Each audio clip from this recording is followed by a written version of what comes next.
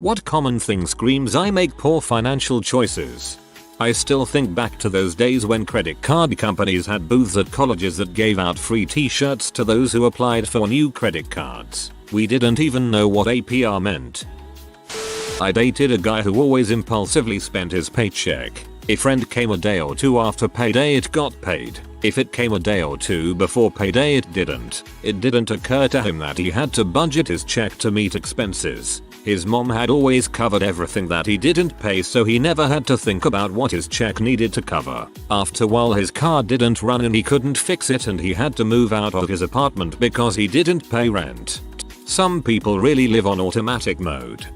Frequent gambling. More specifically, the people that always have an excuse to keep gambling. I win more than I lose. You gotta have skin on the game to make it more fun. I won't be able to sleep tonight if I don't check the scores. Can't end on a loss. I have an uncle that almost lost his house by blowing the mortgage checks on sports and poker bets. Nobody, including my aunt, knew anything was wrong because he was intercepting the notices from the bank. We just thought he really loved watching sports. Turned out he was betting on every game, and nobody is lucky forever.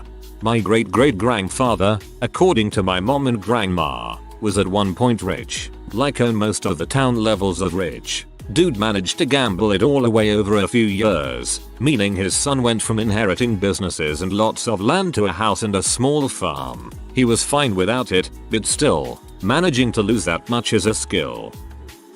I am a real estate agent and I work leads with my lender. We met this lady about 4 months ago who had bad credit and low income. We helped her identify what she needed to do to get better credit, and she said she may get more money soon.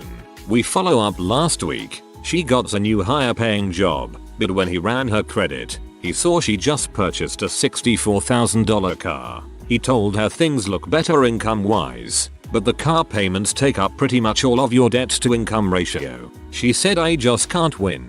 I gotta get to work somehow. With that kind of car, I bet she gets to work real fast. My lender said the only house she will get approved for now is a gingerbread house.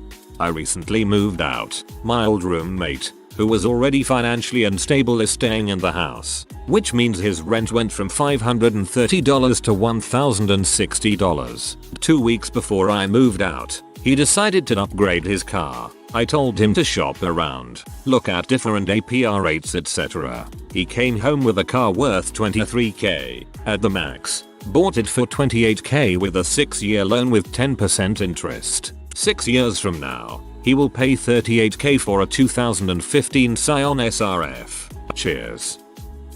Seen a few people buy nearly all infant baby toddler cloths new from expensive brands. The most insane, or $350 Canada Goose winter jacket for a 4-month-old. Jacket barely covered the winter and then was too small. Oh, and nearly everyone I know that does this needs their parents' help each and every month to cover rent or mortgage payments. For $350 I would jam myself into the Canada Goose coat after my 5-month-old outgrew it.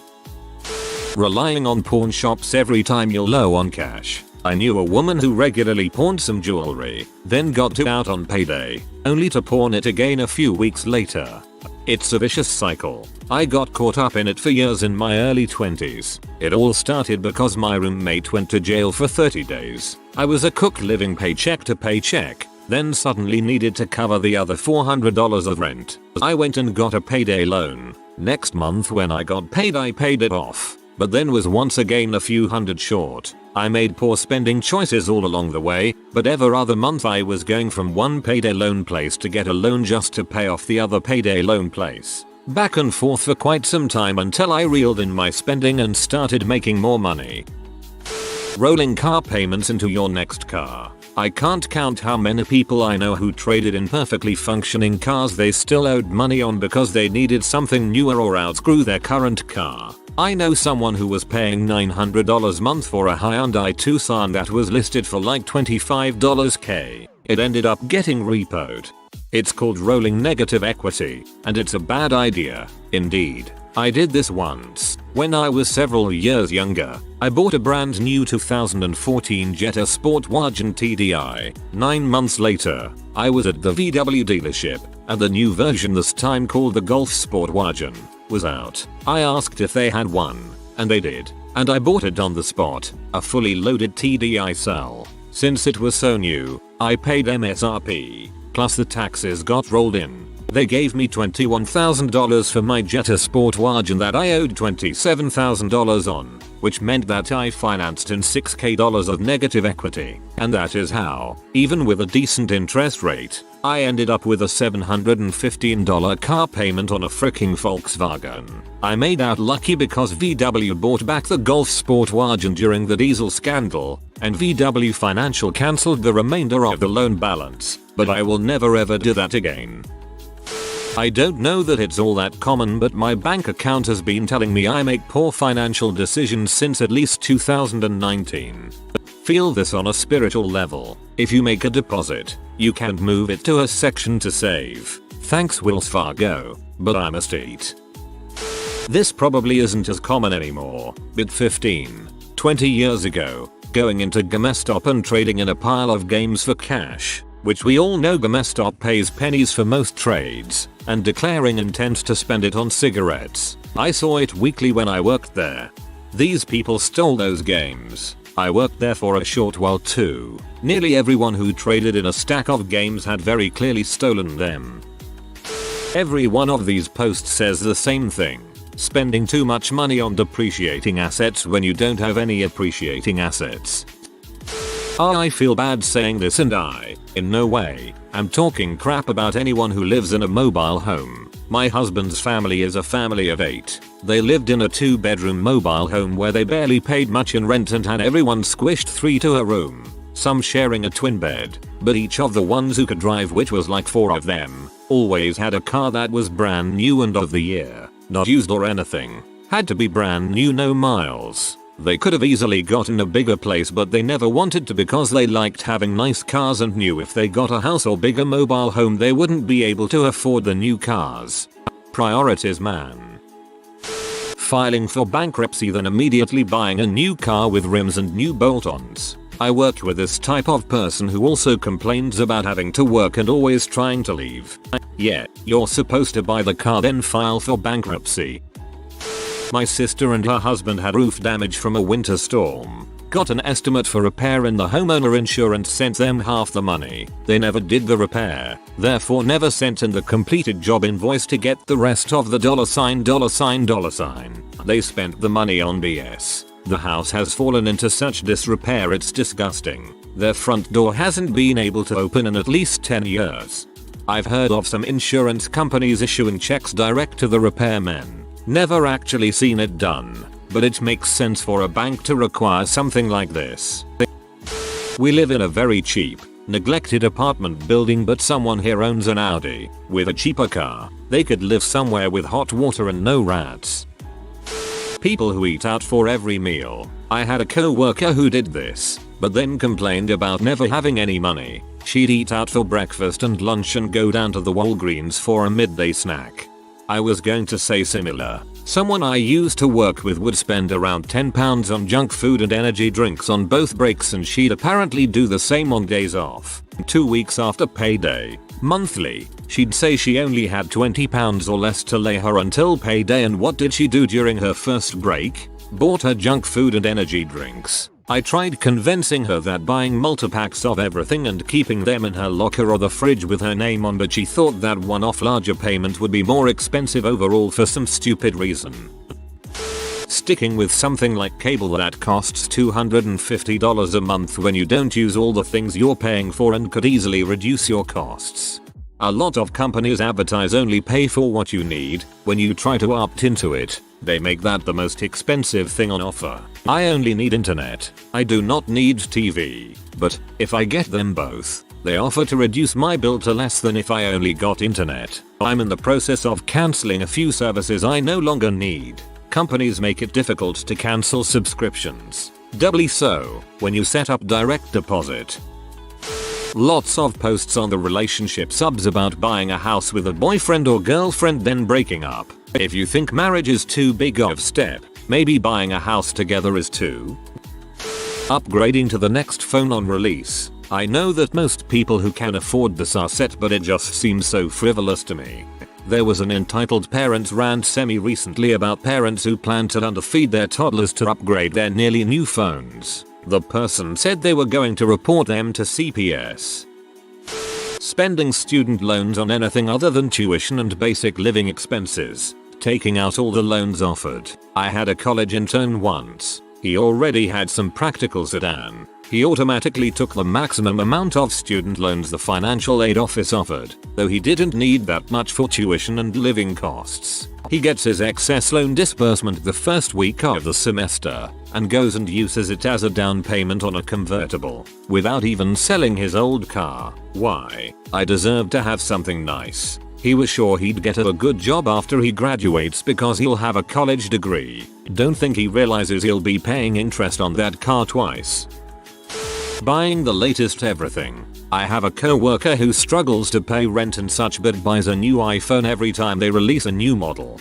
I work for a cell phone carrier, and like 80% of renewals are reasonable. I've had my phone for more than 3-4 years and it's time for another, and 10% are I use this phone every day for my job so I need the cutting edge. I'm rich as frick. But there's that 10% that comes in with a flawless iPhone 11 Pro Max with 56/512 GB used that wants the iPhone 12 Pro Max 512 GB despite then having to pay over $400 on unnecessary fees, and I just can't fathom why.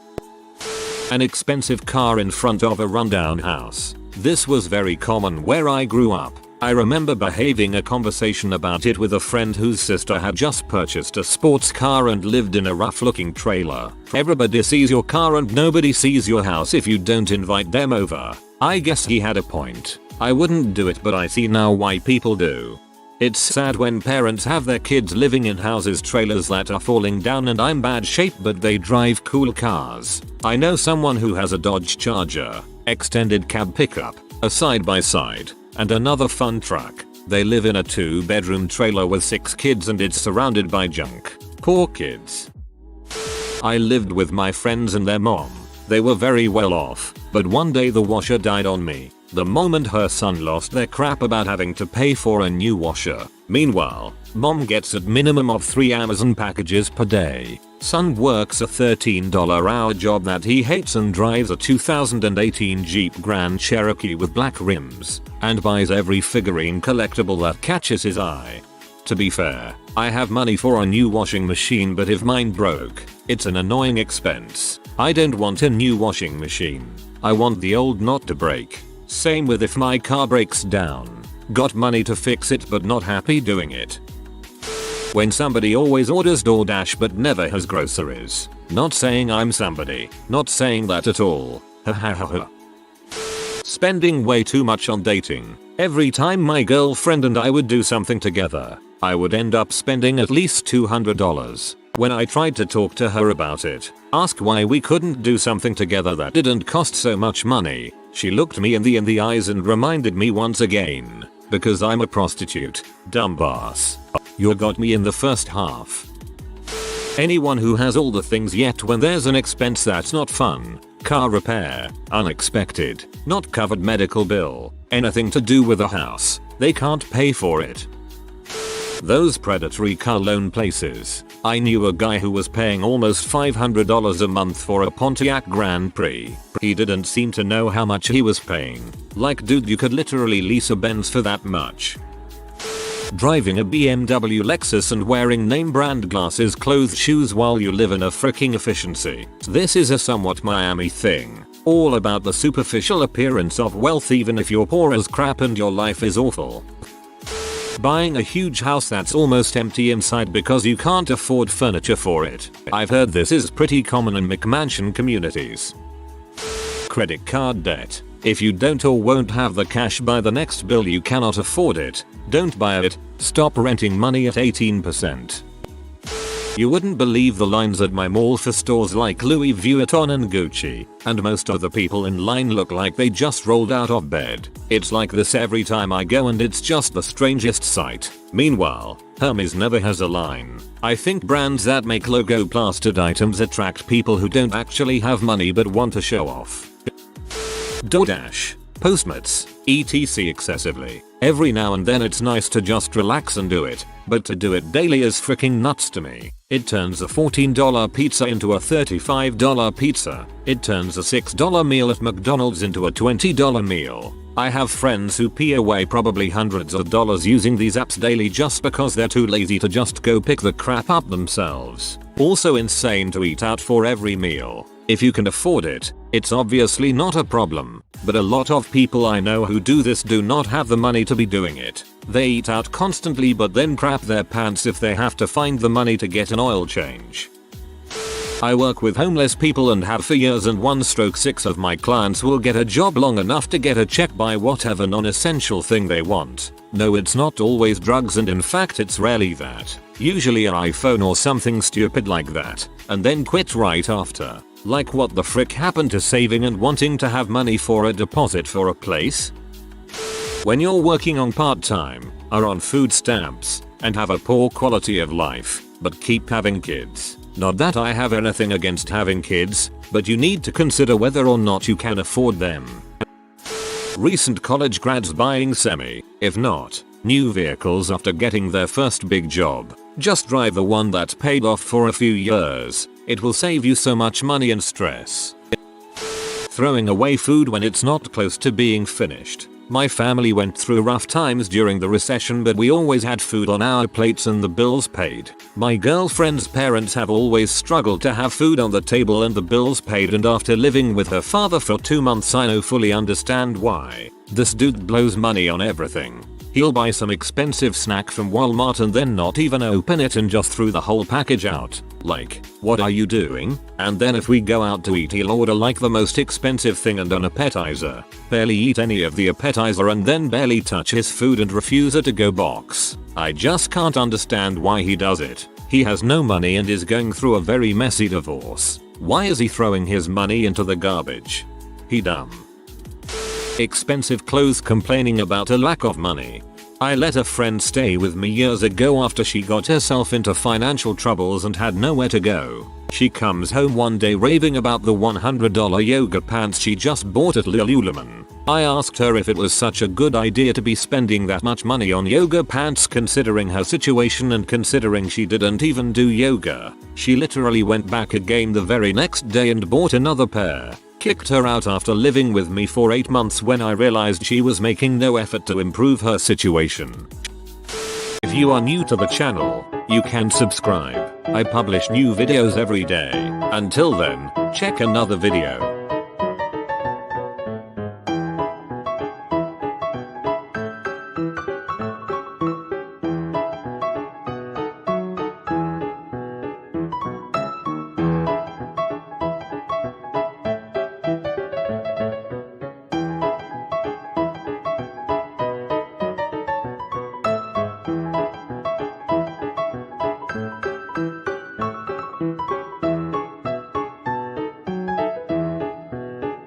Bye for now.